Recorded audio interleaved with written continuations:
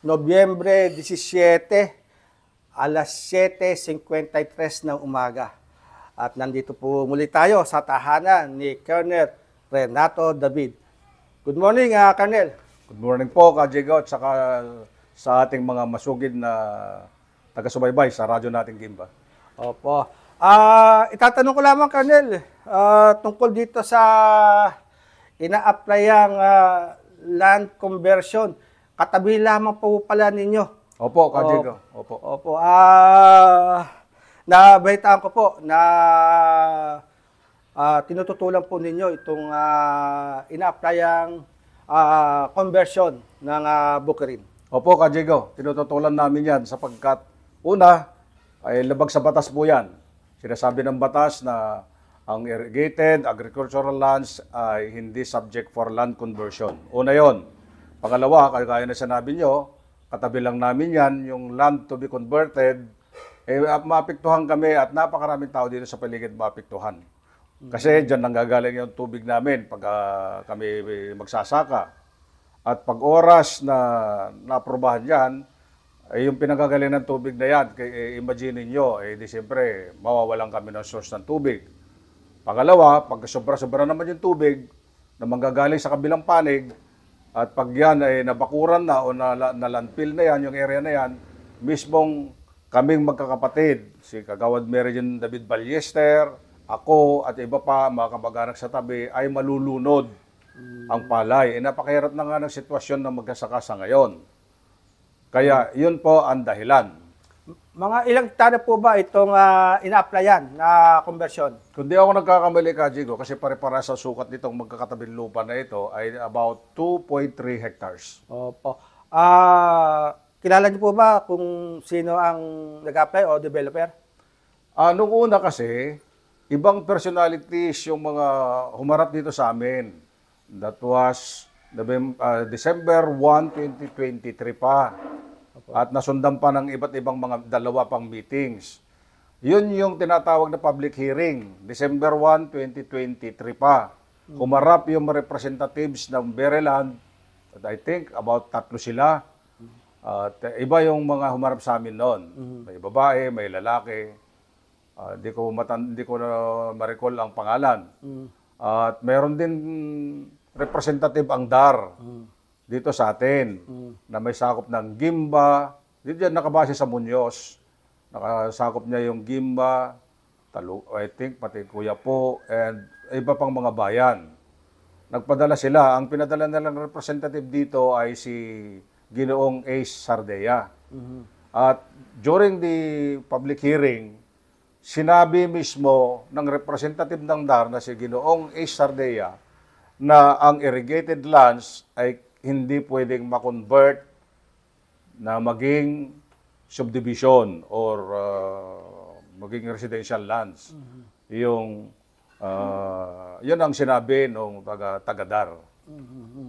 So, ang resulta po ng public hearing ay negative para do sa Negative para sa application. applicant. Doon sa conversion, negative yon.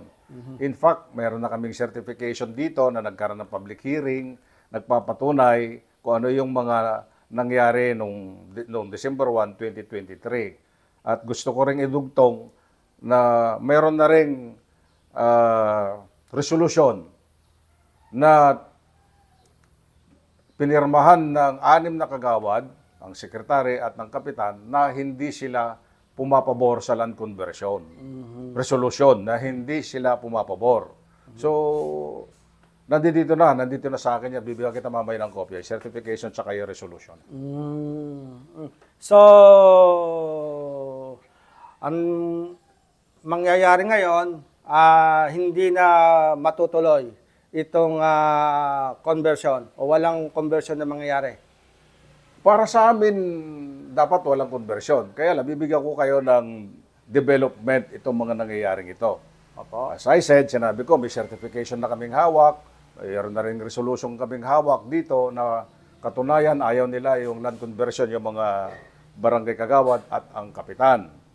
Kaya lang, may nangyari kasi dito, kaya ako kumuha na nakiusap para pagbigyan yung hiling ko na namin dito napiktado na magbigyan ng resolution na ganyan kasi despite of the fact na nagkaroon na tayo dito ng public hearing, nasundan na ibang mga meetings together with the representatives from the Maryland, may mga paggalaw, pagkilos na talagang parang napipressure yung pakiramdam ko ang ating kapitan. Okay. And then, later on, narinig ko mismo sa kay secretary, no? Barangay secretary na si kapitan, binigyan siya ng instruction na gumawa ng resolusyon na paboran yung Maryland Corporation. Pwede na daw yung 2 out of 7 kagawad. Sabi naman ni Barangay Secretary, Kap, gagawin ko pero hindi pa ako pipirma dyan. Opo. Ba't di ka pipirma? Pwede naman 2. Hindi ho, delikado, masasabit tayo. Kailangan majority. So, yung mga ganyang nabalitaan ko at mismong kay Secretary na parang taliwas yata doon sa mga napag-usapan at ayaw din ng lahat ng kagawad. Ayaw talaga. Si Daisy, si kagawad Daisy Santos, hindi lang siya pumirma para sa sarili niyang kadahilanan. Pero hindi ibig sabihin na siya ay pumapabor dyan. Kasi sa 7 kagawad, siya lang yung hindi nakapirma. So dahil sa nangyaring ganun at nagagalit na rin daw si Kapitan kay Secretary, ba't ayaw gawin yung utos niya? Ako'y nakiusap na papasukin ako na magkaroon kami ng pagkakataon makausap ang kapitan at ang council sa isa sa mga nagdaang mga session nila. Oo, pinapasok naman ako. Ni-raise ko yung issue na yan kasi yung humihingi ako. Kailan po yun, Colonel? Yung kayo po'y umupo sa session nila o nagibisita po kayo sa session nila? I think part ng August yan. August. Sa tingin ko, no? August kasi dito sa resolution nila, August 30. Opo. No? Ni-raise ko yung issue kasi nga, humihingi ako ng certification at saka minutes ng mga napag-usapan doon sa mga previous meetings namin in the past, noong 2023, nalaman ko na yung mga ibang mga records ay napunit. Napunit. Nagkataon yata, no, kung kailangan ko yung minutes, kailangan ko yung ebidensya na nagkaroon kami ng mga sumunod-sunod na pagpupulong dyan sa barangay, ay nawawala. So, nung pinapasok nila ako during their, isa sa kanilang mga session sa barangay, ni-raise ko yung issue na anong kapalit kayo dyan. Natatandaan naman natin pare-pareho pinag-usapan. Alam naman natin kung sino-sino ang umatin dyan. So, nakumbisi ko sila na magbigay ng certification na nagkaroon talaga ng public hearing. And then, nakiusap ako para makatiyak ako kasi napipressure sa kapitan eh. Baka lumusot yung makapirma itong mga kagawad na ito na pumirma na paboran. Hindi sila tumututol doon sa conversion. So, ang nangyari, nakumbisi ko naman yung si kapitan. Salamat sa kanya, nakumbisi ko. Lahat naman ng kagawad, di kailangan kumbisin dahil talaga naman tumutol dyan. Kaya nagpapasalamat naman ako sa mga kagawad na talagang tinatayuan nila yung tindig nila, yung salita nila na hindi pwede ma-convert dyan kasi aware sila na bawal nga na i-convert yung irrigated agricultural land. So in short, nakakuha ko. Pero ito yung developing, no? Dito siya nangyayari. Kasi nung nagpaskil sila dyan, yung Maryland Corporation, na lumalabas dyan ay sila ay nag-a-apply na sa Region 3, sa DAR sa Region 3. Nakalagay pangalan ng Maryland, nakalagay yung original owner na si Mr. Jose Pascua na matagal na namatay. Naka-indicate din dyan yung mga EP number. So, pinicturean ko, pumunta ako sa Region 3. Kasama ng mga taong apektado dito sa paligid namin, Kajego. At doon ko na-verify na wala naman silang application at that time. Hindi nagtagal, tinawagan ako ni Mayor. Maaga pa, siguro around between 6 to 7 in the morning. Nandun si Kagawad Bornok Estabillo, nandun si Kapitan. Siguro, inilalapit nila yan.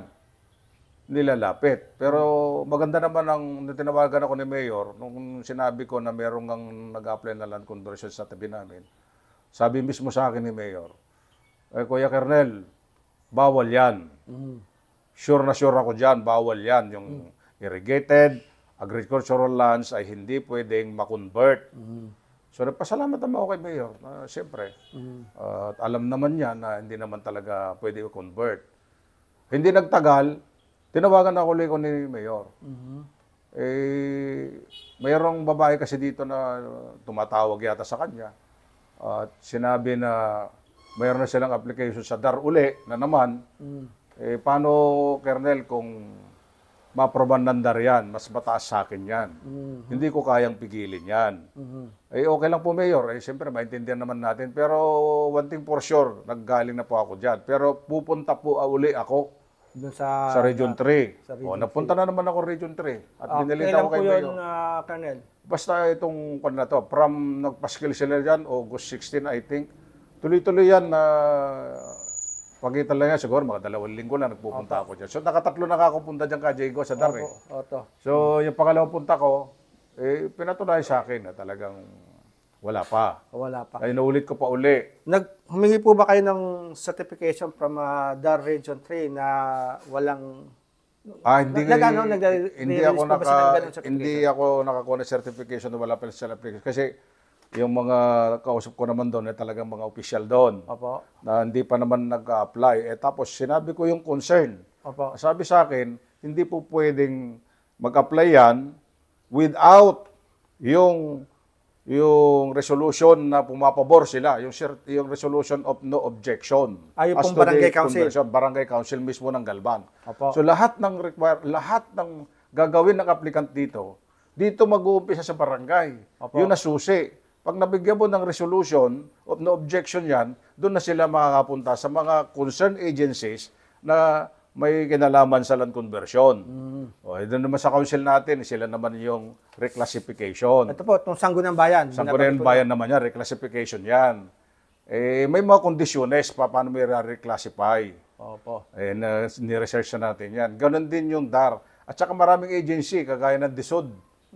Kagaya ng DSOD, hindi rin basta pwedeng aprobahan yan. So, ang nangyari dyan, yan yung development yan. Maliban sa nakakuha na ako ng ganitong certification, mayroon na kaming resolution na ayaw bigyan yung Bereland, itong nakaraang session, Opo. dito sa barangay, I think November 8. Opo. Nag-session sila, nalaman ko, sa pamamagitan ng aking kapatid, si Kagawad Ballester, na pinatatawag daw sila ni Mayor. At magpaliwanag bakit ayaw ninyo. Magbigay ka ng matinding rason bakit ayaw ninyo. At may nabanggit pa na anong gusto ninyo.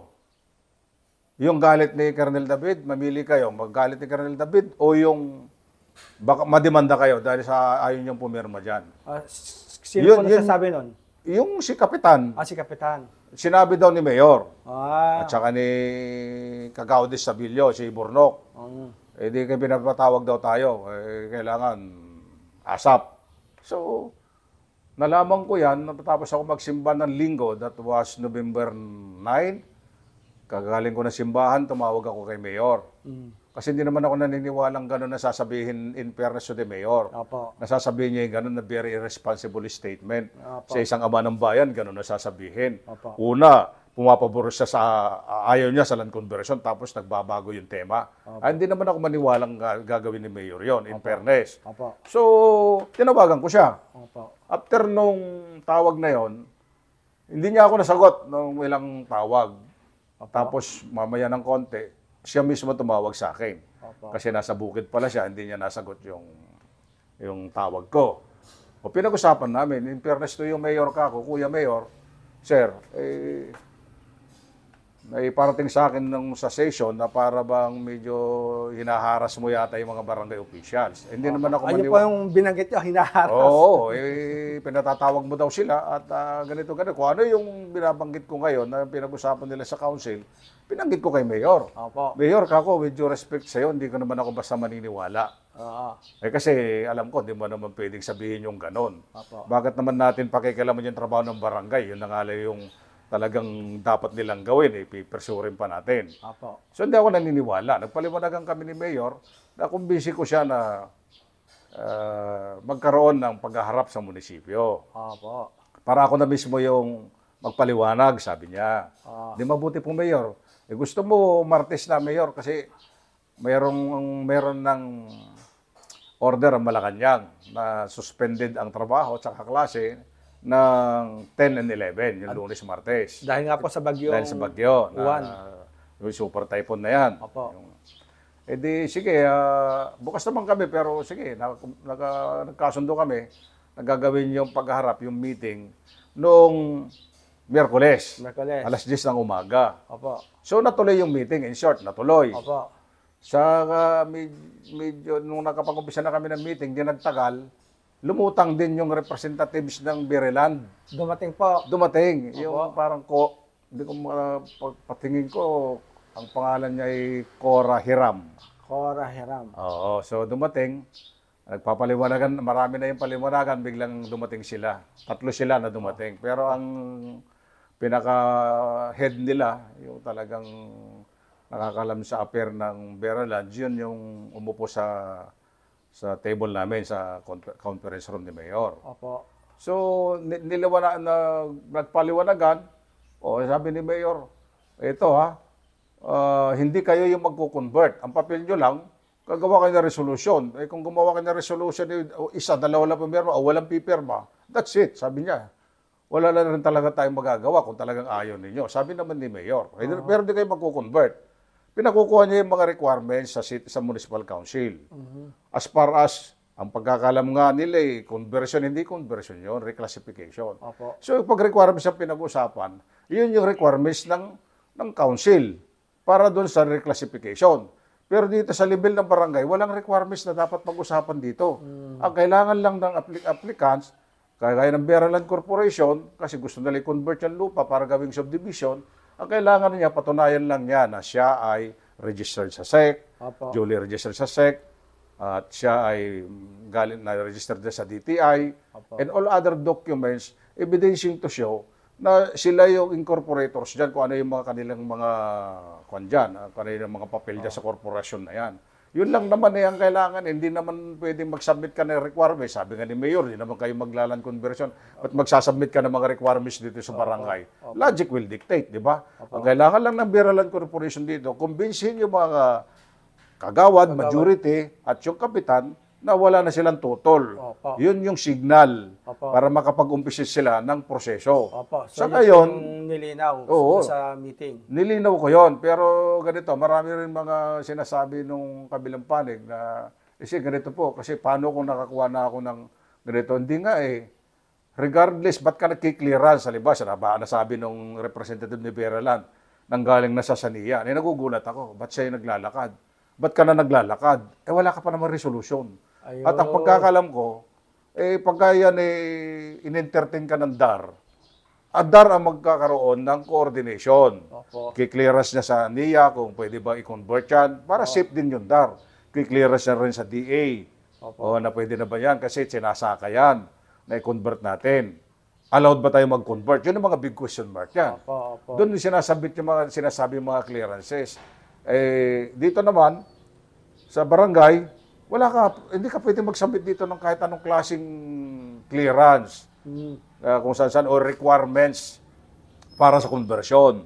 Kasi premature ang kailangan mo lang gawin dito, pakumbisi mo yung barangay na magbigay ng resolusyon. Opo. So, sa kasagsagan ng meeting, maliwanag po, Mayor. Depende, hindi po. Clear tayo dyan. Magbigay ako ng kopya ng research kong batas. Okay. Justifying na hindi talaga po pwede. Marami pa akong research dyan, hindi ko lahat na ibigay. Kasi sarili kong kopya. Opo. And nasabi ni Mayor bilang reaction, alam nyo, sa totoo lang, short of saying na talaga, hindi nga po pwede. Bakit? Sabi ni Mayor, yung application namin dito sa munisipyo, I think may nakahanap na sila ng lupa around more or less 5 hectares dyan sa bypass, no?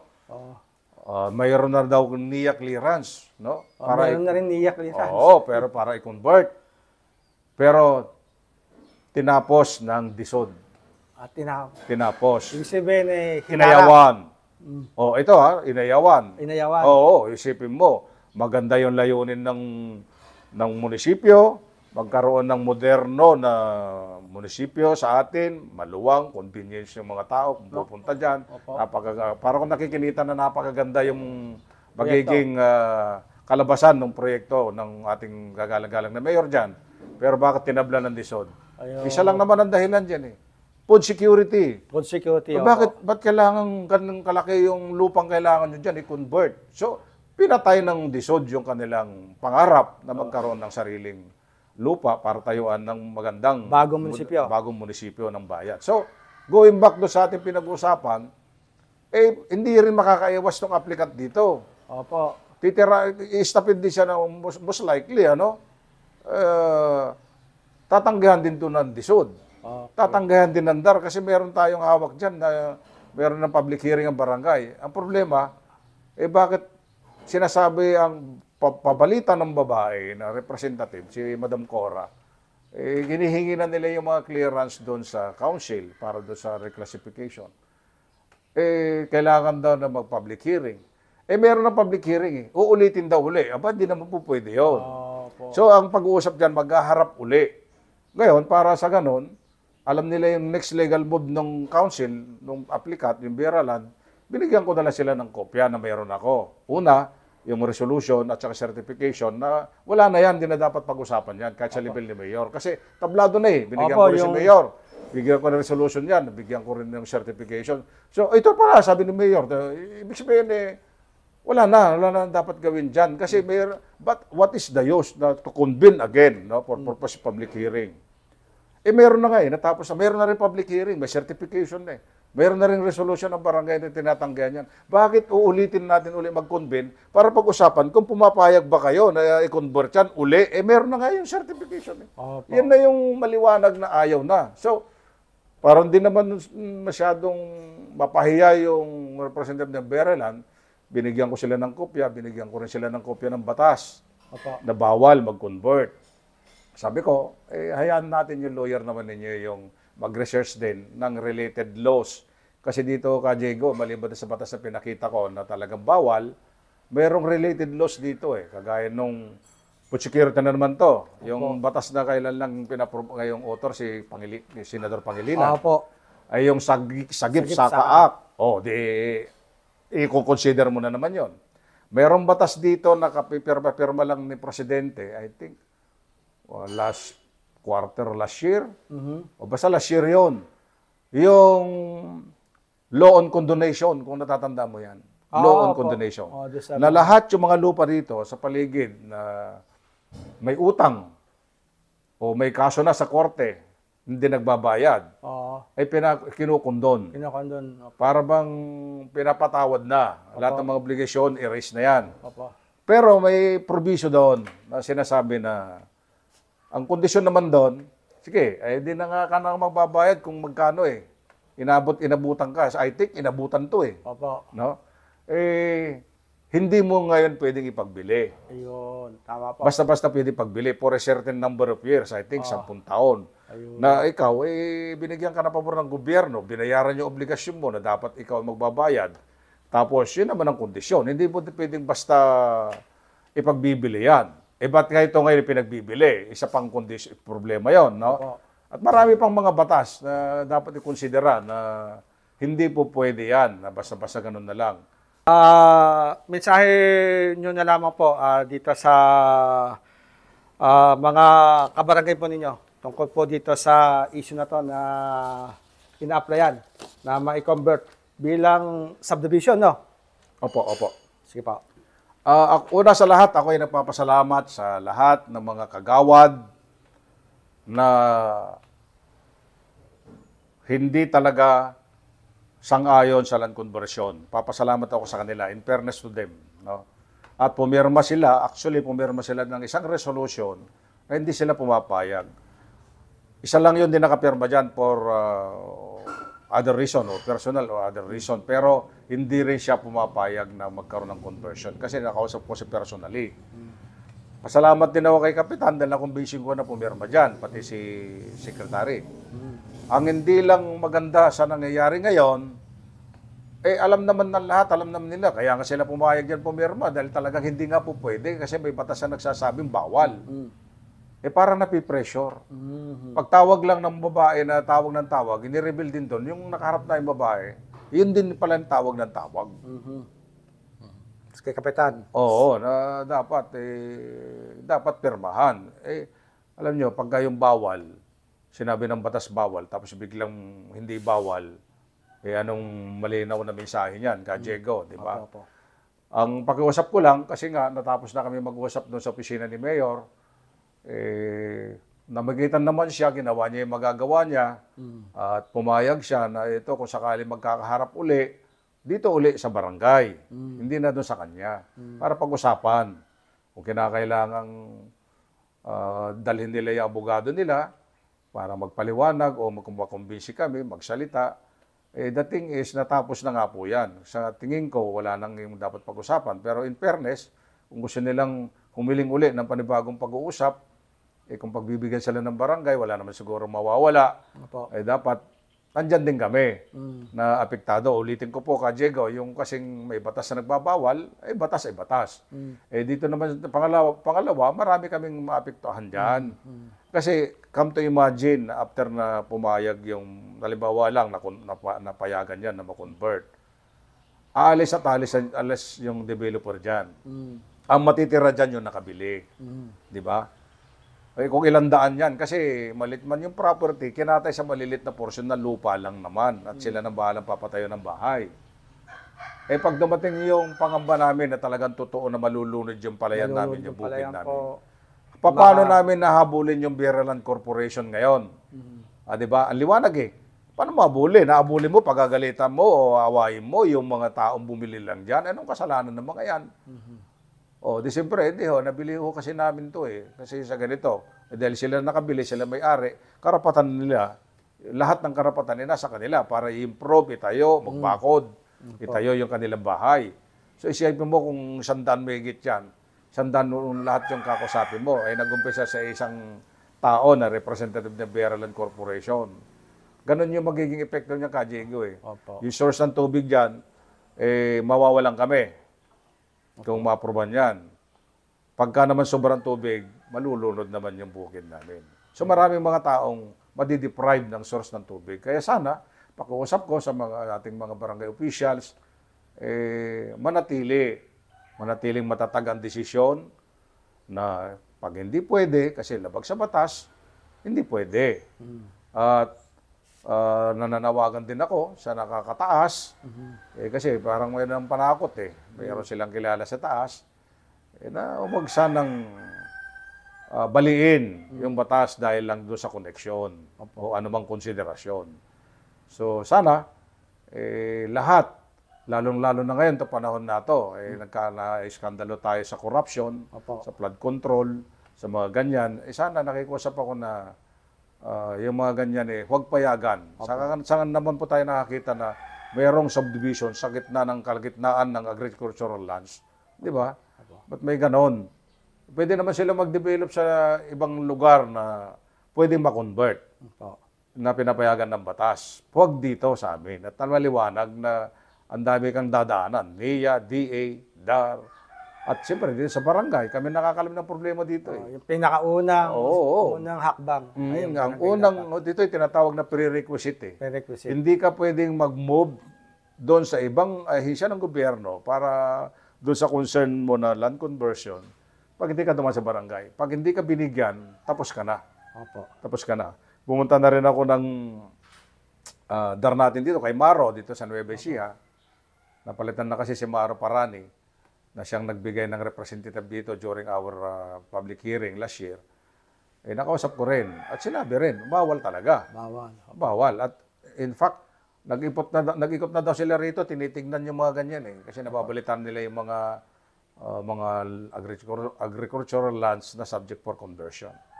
Yun, kailan lang, siguro early part of this month, nagpunta na ako sa opisina uli ng Maro, para maliwanagan kung yan ba'y baka naman hindi namin alam, dyan nag-a-apply. Hindi doon sa region. Kasi pwede rin dyan mag-emanate Pwede rin dyan mag-umpisa. And then documentation, tataas din sa region.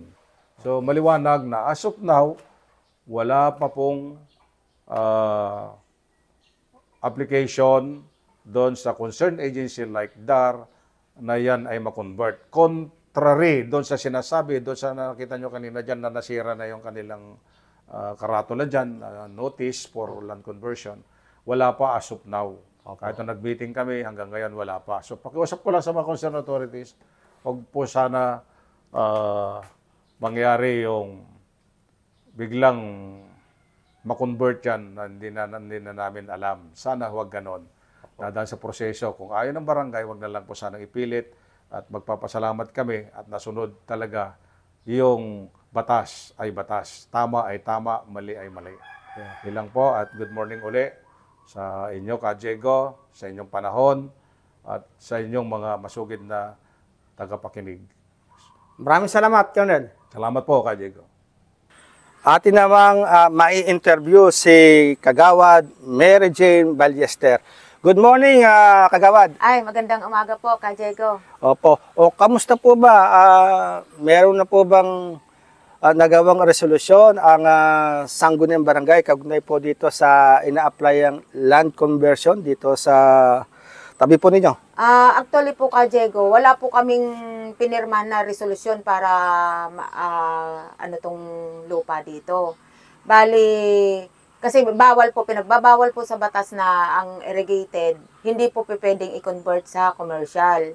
Sa kaunang-una po, marami pong maapektuhan kung sakali man po. Kaya hindi po kami gumawa ng resolusyon na ito, pinapayagan po namin na ma-convert po siya sa commercial.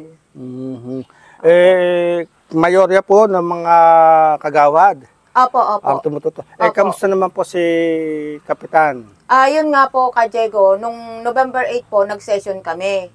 Ngayon, may tumatawag po na babae sa kanya nung araw na yon. Tapos, bigyan daw kami ng, kailangan daw po pumunta kami ng Sangguniang Bayan kay Mayor Lito Galapon para magbigay daw po kami ng rason kung bakit po kami hindi pumapayag na bigyan ng resolusyon itong lupang ito. At kung hindi daw po kami magbibigay ng resolusyon, pwede daw po kaming idemanda. Yun po yung sinasabi sa amin ni Kapitan po. Maraming salamat po, Kagawad. Ay, opo. Maraming salamat din po, Ka Diego.